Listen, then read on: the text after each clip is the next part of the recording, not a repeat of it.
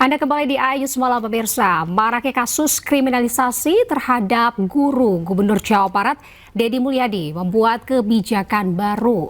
KDL meminta semua orang tua membuat surat pernyataan tidak akan pidanakan para guru.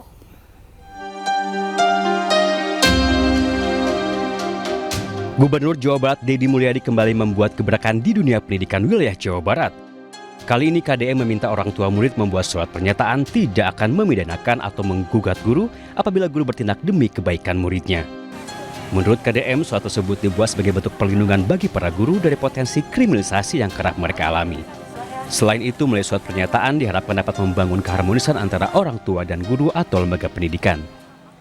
Kami harapkan orang tuanya untuk membuat surat pernyataan tidak akan mempidanakan guru, menggugat perdata guru apabila guru bertindak demi kebaikan muridnya, demi pendidikan muridnya. Kecuali kalau gurunya melakukan tindakan karena kebencian, tidak ada unsur pendidikan, bahkan tidak memberikan tauladan, ya silahkan saja. Dan tidak usah dipidanakan oleh muridnya juga, oleh orang tua siswa juga. Pernyataan KDM sambut baik Ketua PGRI Jawa Barat Ahmad Juhana. Menurutnya, surat pernyataan tersebut memberikan ketenangan bagi para guru saat menjalankan proses belajar mengajar. Semoga pernyataan beliau menjadi pijakan untuk lahirnya sebuah ketenangan bagi teman-teman kami guru di sekolah dalam menegakkan proses pendidikan, terutama pada pendidikan karakter. Permintaan KDM ini merujuk pada banyaknya kasus guru yang dipidanakan saat berupaya untuk mendisiplinkan muridnya. Meski demikian, KDM juga memastikan Pemprov Jawa Barat tidak akan tinggal diam terhadap guru yang bertindak arogan terhadap anak didiknya. Tim Liputan iNews melaporkan. Pemirsa, Kejaksaan Agung menyita uang 11,8 triliun rupiah yang dikembalikan 5 entitas korporasi di bawah Wilmar Group. Uang ini merupakan hasil dari tindak pidana korupsi pemberian fasilitas ekspor minyak sawit mentah 2022. Ya, inilah tumpukan uang tunai senilai 11,8 triliun rupiah yang ditempatkan dalam plastik bening hasil penyitaan kasus korupsi. Uang ditumpuk, memanjang dan juga menggunung di lokasi konferensi pers. Seluruh uang terdiri dari pecahan Rp100.000 yang dikelompokkan masing-masing 1 miliar dalam satu plastik. Kejagung mengungkap penyitaan uang belasan triliun itu menjadi terbesar sepanjang sejarah. Penyitaan dilakukan untuk pemeriksaan tingkat kasasi dan dilakukan berdasar izin Ketua Pengadilan Negeri Jakarta Pusat. Uang sitaan tersebut kemudian disimpan di rekening penampungan Jampitsus.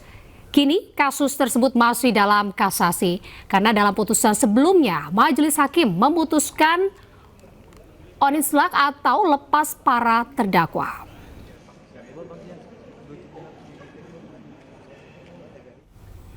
Pemirsa, tersangka aneka kasus di Kejaksaan Agung Marcella Santoso membantah membuat konten petisi RUU TNI dan Indonesia Gelap. Pernyataan itu berbanding terbalik dengan video permintaan maaf yang juga diputar Kejaksaan Agung. Saya nggak bikin konten RUU TNI. Tapi bukan dipaksa nggak buat video itu. Saya nggak bikin Indonesia Gelap, bukan saya yang bikin. Tapi videonya dipaksa kok, Mas.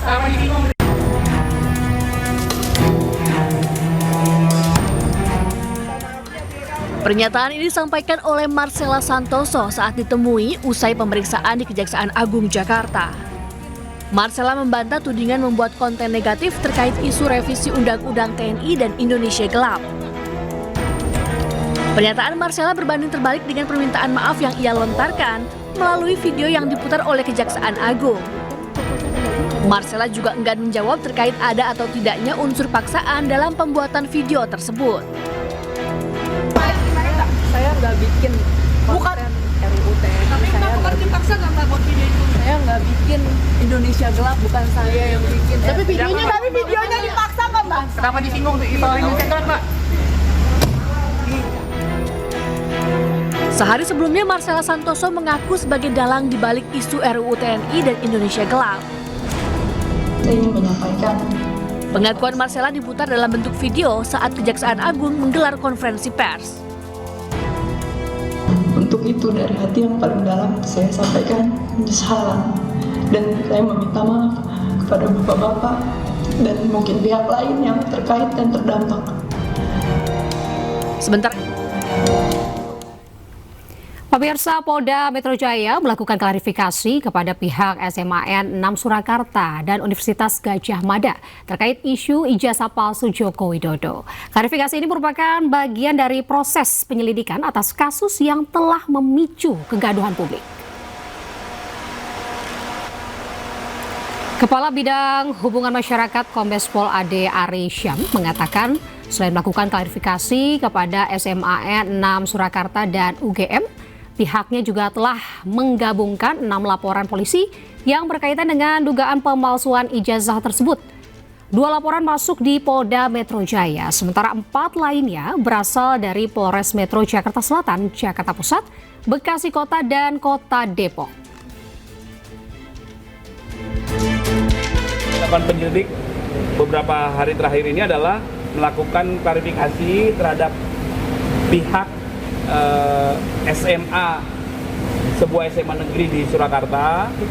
Kemudian ada melakukan klarifikasi juga terhadap pihak sebuah universitas di Yogyakarta.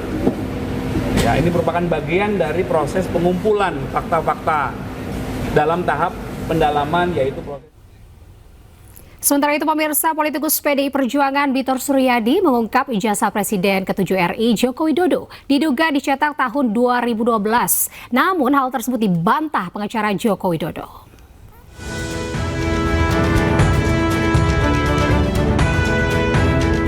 Politisi senior PDI Perjuangan Bambang Suryadi alias Betor Suryadi menyebut Andi Wijayanto, mantan Gubernur Lemhanas sekaligus elit PDIP, pernah melihat langsung dokumen ijazah Jokowi yang kini diragukan keasliannya. Menurut Betor, Andi melihat dokumen tersebut saat proses pencalonan Joko Widodo di Pilpres 2014. Dokumen itu diduga cetakan ulang tahun 2012 saat Jokowi mencalonkan diri sebagai Gubernur DKI Jakarta. Ibu baca semua, itu ada pertemuan yang membahas kekurangan dokumen Jokowi untuk dibawa ke KPU. Oke. Sehingga dicarilah jalannya, ketemulah zaman Dhani Iskandar dan kawan-kawan itu.